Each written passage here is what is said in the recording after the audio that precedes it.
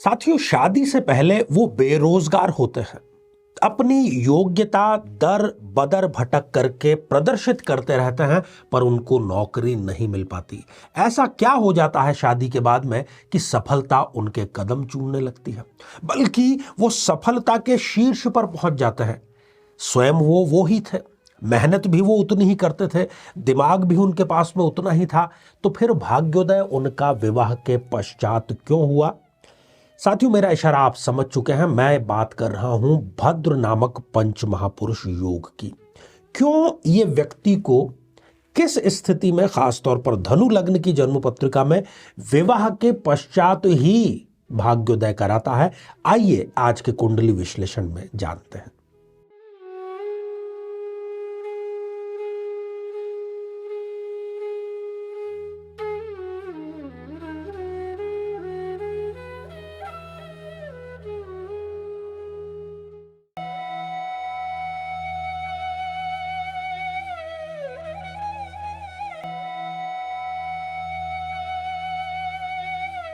तो मेरे बहुत ही प्रिय और बेहद सम्मानित साथियों, हृदय की असीम गहराइयों से स्वागत, बहुत बहुत अभिनंदन, नमस्कार। साथियों, हम बात कर रहे हैं भद्र नामक पंच महापुरुष योग की। रोचक योग पर हम चर्चा कर चुके हैं। भद्र पर भी इससे पहले 1-2 एपिसोड हमने बनाए हैं, वो जाकर के आप देख सकते हैं। आज हम चर्चा करेंगे कि क्यों धनु लग्न की जन्म पत्रिका में चाहे कितना ही लायक व्यक्ति हो, भद्र योग उसके यदि निर्मित हो रहा है तो उसको जो इसकी सबसे बड़ी खुशखबरी या प्रसन्नता या इसका जो फल है वो विवाह के पश्चात ही मिलता है। क्यों ऐसा मिलता है? क्यों शादी के बाद में ही उसकी होती है चांदी? साथियों, भद्र योग सिंपल सा है। आइए सबसे पहले एक हम धनु लग्न की जन्म पत्रिका पर दृष्टिपात करते हैं। और यहाँ पर आप 2 स्थितियों में बुध को लिखा हुआ देख रहे हैं। एक तो बुध देव मिथुन राशि में, स्वराशि में सप्तम भाव में विराजमान है, और दूसरे दशम भाव में, वहाँ पर भी स्वराशि के और साथ ही उच्च के वो विराजमान है। जब भी केंद्र में बुध देव उच्च के या स्वग्रही विराजमान होते हैं तो इसको हम भद्र नामक पंच महापुरुष योग कहते हैं। ये कब कब फल नहीं देता है? यदि बुधदेव अस्त हो जाए या फिर बुधदेव की जो डिग्रियां हैं जन्म लग्न कुंडली में वो 0 या 1 जैसी बिल्कुल कम डिग्रियां या 28-29 जैसी अंतिम डिग्रियां हो, तब ये फल नहीं देते। यदि ये जन्म पत्रिका में एक मारक ग्रह की भूमिका में हो, तब भी ये भद्र योग का निर्माण नहीं करते हैं। आइए साथियों, सबसे पहले आज हम सप्तम भाव में बैठे हुए बुधदेव की चर्चा करते हैं और क्यों ऐसे सभी लोगों को वो इसका लाभ पहुंचाते ही हैं जो यदि कुंडली मिलान करके विवाह संपन्न करें, और साथ ही बुध जो है उसकी महादशा भी उनको जारी हो। और एक लास्ट में उपाय भी हम ये जानेंगे कि कब भद्र योग यदि आपका रिजल्ट प्रदान नहीं कर रहा है तो कैसे आप उसको जनरेट कर सकते हैं। साथियों, बुध यहाँ सप्तम भाव में बैठ करके जो जीवन साथी प्रदान करता है, अत्यंत ही सुंदर और सौम्य प्रकृति का जीवन साथी प्रदान करता है। जीवन साथी के जीवन में कदम रखते ही व्यक्ति भाग्योदय की सीढ़ियां जो है वो एक के बाद में दूसरी चढ़ना प्रारंभ हो जाता है।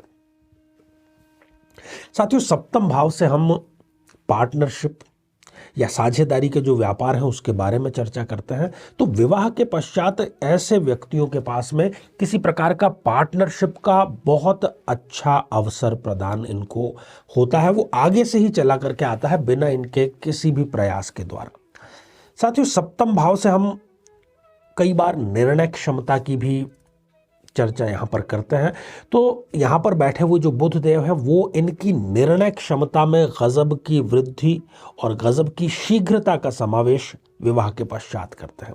यहाँ पर बैठे हुए जो बुध देव है वो अपनी सप्तम दृष्टि से लग्न पर दृष्टिपात कर रहे हैं। विवेक तो इनमें पहले भी था, परंतु उस विवेक का ये इस्तेमाल कब कर पाते हैं? विवाह के पश्चात कर पाते हैं। साथियों, लग्न से हम हमारे जो प्रारब्ध है, अर्थात तो इस धारण शरीर से जिन कर्मों का हमें रिजल्ट मिलने वाला है उसको हम प्रारब्ध कहते हैं। लग्न से इसका विचार किया जाता है। बुध की ये जो दृष्टि है लग्न पर, इससे प्रारब्ध जो है वो अत्यधिक सक्रिय हो जाता है और व्यक्ति अपनी सफलता के लिए जी जान लगा देता है, तो फिर उसकी जो तरक्की है वो बिल्कुल तय है। और भी बड़ा ही चमत्कारिक कार्य होता है कि जो इनका तेज है, चाहे वो वाणी का तेज हो या इनके जो चेहरे की त्वचा का तेज हो, उसमें भी गजब की वृद्धि विवाह के तुरंत पश्चात देखने को मिलती है। साथियों, आइए बात करते हैं दूसरी स्थिति की, इसी लग्न कुंडली में दशम भाव में बैठे हुए स्वग्रही और उच्च के बुध देव की। साथियों, ये जो दशम भाव है, इससे हम व्यक्ति के काम की, जो भी उसका काम है, जो उसका रोजगार है, जो उसका कर्म है, उसके बारे में विचार करते हैं। तो अब उसको काम का रिजल्ट मिलना प्रारंभ हो जाता है, अब अर्थात विवाह के पश्चात। इसी भाव से हम व्यक्ति के मान और सम्मान की भी चर्चा करते हैं। जिसकी कोई इज्जत नहीं करता, उसको भी भद्र योग विवाह के पश्चात अत्यधिक मान सम्मान प्रदान करता है। साथियों, काम तो हम सभी कर ही रहे हैं, बिजी तो हम हैं ही, पर क्या हम में कर्म सिद्धि है? क्या हम हमारे कार्य में सिद्ध हस्त हैं? जो पेशा हमारा है, क्या हम उसको पूरी शिद्दत से, पूरी ईमानदारी और पूरी ऊर्जा के साथ में क्या हम हमारे कार्य को संपादित करते हैं? ये भद्र योग के कारण व्यक्ति यदि ऐसा नहीं है तो भी वो करने लग जाता है। यदि वो नौकरी में है तो इसी भाव से हम पदोन्नति का भी विचार करते हैं और विवाह के पश्चात इनकी जो पदोन्नति है उसकी भी फाइल बड़ी तेजी से आगे बढ़ती चली जाती है। साथियों, दशम भाव से ही हम व्यक्ति का जो जीवन है, जो दिनचर्या है, उसमें वो अनुशासित कितना है, इसके बारे में विचार करते हैं। अनुशासन का यदि समावेश हो जाता है तो व्यक्ति की तरक्की सुनिश्चित होती है और भद्र योग के कारण यहाँ पर ऐसा संभव हो जाता है।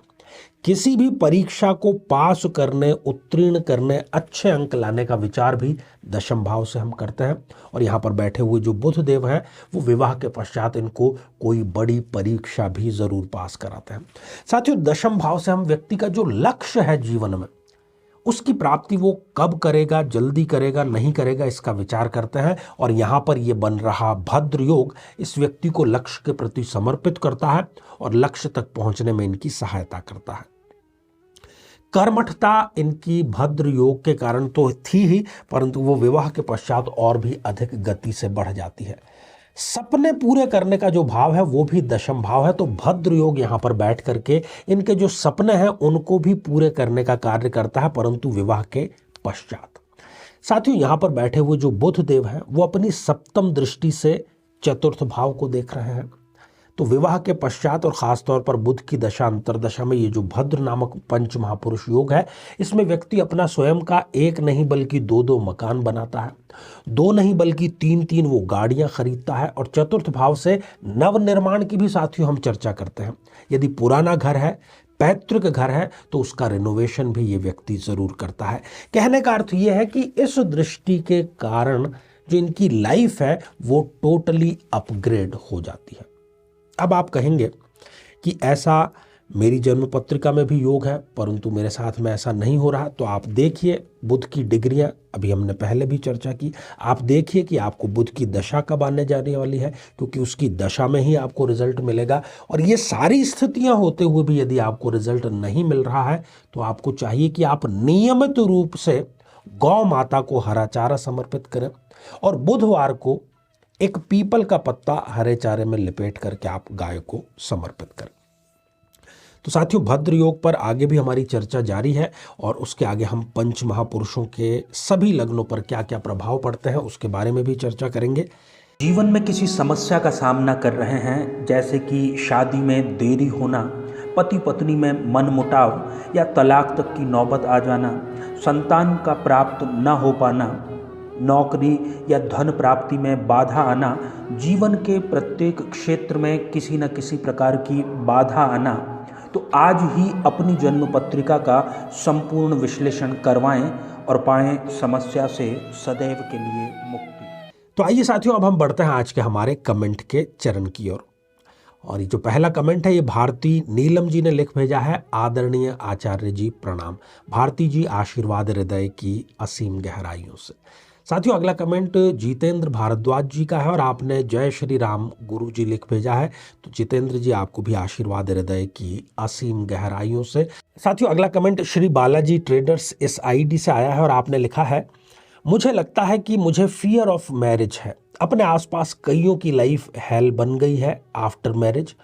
उनको देखकर मुझे मैरिज डिसीजन लेने में परेशानी होती है। देखिए आपको बिल्कुल भी डरने की आवश्यकता नहीं है। यदि आप कुंडली मिलान करके विवाह करते हैं, यदि ग्रहों का आप संपूर्ण मिलान करके विवाह करते हैं, यदि भावों का आप संपूर्ण मिलान करके विवाह करते हैं, तो फिर कोई ऐसी ताकत नहीं, कोई ऐसा कारण नहीं कि आपकी जो विवाह है वो असफल हो जाए। केवल गुण मिलान मत करिएगा। तो साथियों आज के लिए केवल इतना ही, और इसी मंगल कामना के साथ में कि आप सभी स्वस्थ, समृद्ध और शांतिपूर्वक जीवन व्यतीत करें। नमस्कार।